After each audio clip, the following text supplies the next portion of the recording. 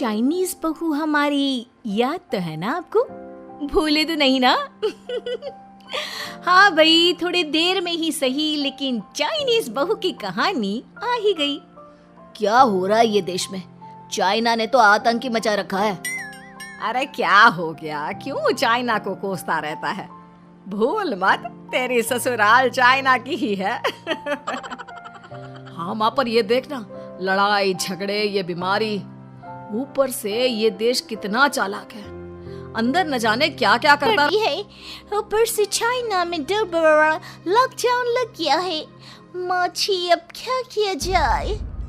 अरे तो तुम लोगों को क्या परेशानी हो रही है? मैं तो यही नहीं समझ पा रही हूँ। वो क्या है ना माँ, हम लोग चाइना जाने की सोच रहे थे। सांगसू के भाई की शादी है। तो क्या? अरे कौन सा उन लोगों के यहाँ भाई घोड़ी चढ़ता है जो बहन काजल लगाकर नेक लगी? माँ जी, उसकी आंखें बहुत छोटी छोटी है, उसमें या तो पुतली रह सकती है या काजल। साले की पुतली निकाल कर काजल लगा दो, अंधा कहीं का। क्या क्या बोले तुम मेरे भाई के बारे में?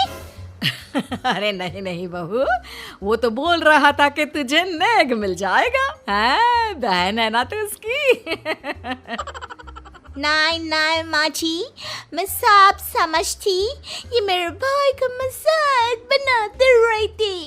कितना सीधा है मेरा भाई, बिल्कुल छिपकली जैसा। नहीं नहीं बहू, सीधा गाय जैसा होता है। सही पकड़े हैं माँ जी। हाँ, तो मेरे भाई की शादी है, मैं चाइना जरूर जाऊंगी। तभी एक पड़ोसन आ जाती है। अरे नहीं नहीं बहू, तू कहीं ना जा, हम लोगों का मन कैसे लगेगा तेरे बिना। ले बहू, तेरे भाई के लिए ये शॉल रख ले, हमारी तरफ से गिफ्ट कर देना। अरे सब कितने अच्छे हैं। मेरी चाइनीज बहू को कितने प्यार से तुम लोगों ने एक्सेप्ट कर लिया। सच में बड़ी भाग्यशाली हूँ मैं। कैसी बात कर रही है? ये तो हम लोगों के देश की खूबसूरती है कि हर किसी को दिल से अपना लेते हैं, बस वो भी दिल से हमें अपना समझे। कैसी बात कर रही है आंटी जी? मेरे लिए आप सब सासू माँ जैसी ही हैं। मुझे भारत बहुत अच्छा लगता है, ये सबसे अच्छा देश है। मेरा भारत महान। वैसे भी लड़के की शादी जहाँ होती है वो तो वहीं की हो जाती है ना। जीती रे बहू, सही बोल रही है। औरत तो होती ही पानी की तरह है, जो जहाँ जैसे रखे वैसी ही शेप ले लेती है। आंटी जी, ये थोड़ा सा ज्यादा हो गया, समझ नहीं आया। नो प्रॉब्लम, मैं चाय बना कर लाती हूँ। फिर क्या, वो दिन भी आ जाता है जब बेटे बहू को चाइना जाना पड़ता है। वहाँ जाकर बहू का भाई कहता है, मेरे बहन आ गए, मेरे बहन आ गए। मैंने सबको बोला कि सब हिंदी में बात करेंगे, नहीं तो बहन नाराज हो जाएगी। थैंक्स बॉय, हिंदी मेरी भाषा है। आप मुझे उसमें बात करना अच्छा लगता है।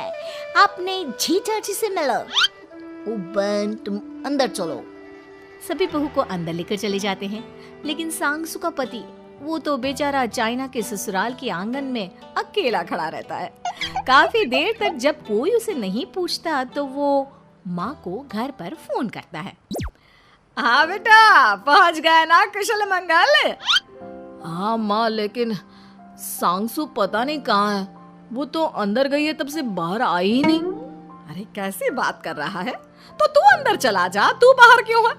अरे दामाद है तू वहाँ का, उन लोगों ने तुझे बिठाया, चाय पानी कुछ नहीं पूछा? नहीं ना माँ। तभी सामने से सांगसू आती है। क्यों आप अभी तक तैयार नहीं हुए? और ये बैग लेकर क्यों कमरे से बाहर आए? इसे वहीं रख देते। कमरा? कौन सा कमरा? अरे कैसी बात कर रही हो? जब से तुम अंदर गई हो मैं बाहर ही तो खड़ा हूँ। बहू को बहुत हैरानी होती है और गुस्सा भी आता है। तभी उसका भाई और माँ आ जाते हैं।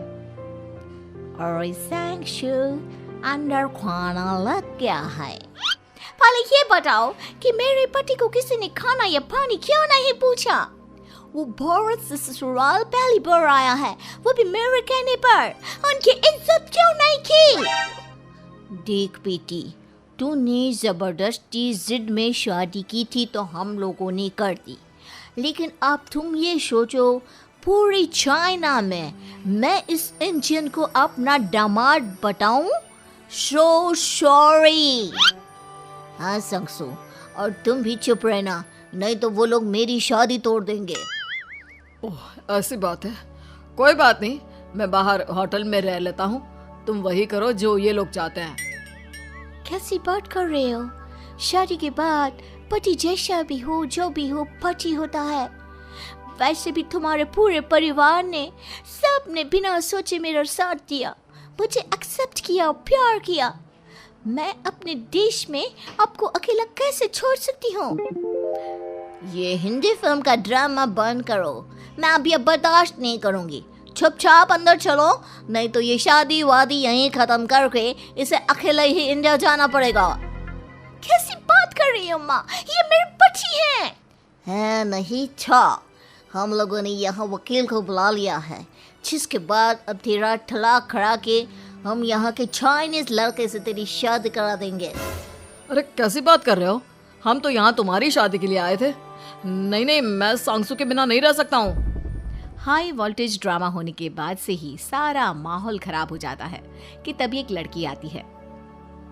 मैंने सारा इंतजाम कर दिया है, सांगसू की शादी का मंडप परसों लग जाएगा, तब तक इसके पति को कमरे में बंद कर देते हैं।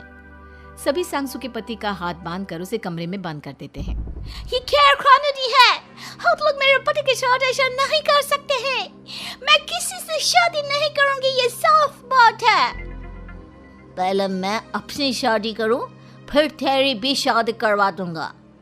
सब कुछ तय हो जाता है, भाई की शादी हो जाती है। फिर वो दिन भी आ जाता है जब सांगसू की शादी वो लोग जबरदस्ती करने के लिए उसे मंडप पर ले जाते हैं। ऐसा मत करो, ये मेरी बीवी है। मैं किसी से शादी नहीं करूंगी। कैसे नहीं करेगी शादी? शादी तो तेरा बाप भी करेगा। हो, मैं करूंगा शादी। प्लीज कोई मेरी शादी किसी अच्छा औरत से करवा दे। चुप, बिल्कुल चुप। फिर माँ सांगसू और उसके पति से कहती है, तुम लोगों का बच्चा मेरी कैद में है। अगर तुम लोगों ने कोई भी होशियारी की तो मैं इस बच्चे को मार दूंगी। दोनों माँ का रूप देखकर हैरान हो जाते हैं। बच्चे की खातिर दोनों शांत हो जाते हैं और शादी की रस्में शुरू हो जाती है कि तभी सांगसू की सास पुलिस के साथ आ जाती है।